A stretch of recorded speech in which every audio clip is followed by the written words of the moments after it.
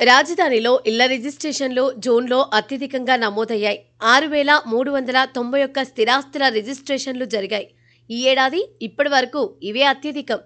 నెలవారీగా చూస్తే 3% పెరగ్గా, గతేడాదితో పోలిస్తే వార్షికంగా 9% తగ్గాయి. 2024 జూన్లో 7,056 స్థిరాస్తుల రిజిస్ట్రేషన్లు జరిగాయి. కోటి అంతకంటే ఎక్కువ ఖరీదైన ఇళ్ల వాటానే 21%గా ఉంది. విస్తీర్ణం పరంగా 2,000 చదరపు అడుగుల పైన ఉన్న ఇళ్ల రిజిస్ట్రేషన్లు 17%గా ఉన్నాయని నైట్ ఫ్రాంక్ ఇండియా వెల్లడించింది. నగరంలో జరిగిన రిజిస్ట్రేషన్లను విశ్లేషిస్తే 50 లక్షల రిజిస్ట్రేషన్ విలువ కలిగిన ఇళ్ల వాటానే సగానికి పైగా ఉంది.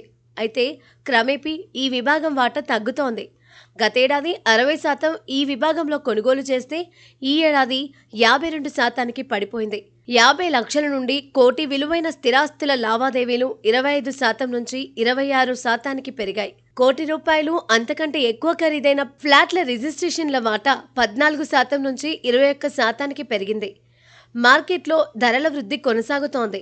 4 జిల్లాలు కలిసిన సిటీలో సగటు చదరపు అడుగు 4,704గా ఉంది. గత జూన్తో పోలిస్తే ఏడాది కాలంలో నగరంలో చదరపు అడుగు సగటు ధరలో 15% పెరుగుదల నమోదైందని నివేదిక వెల్లడించింది.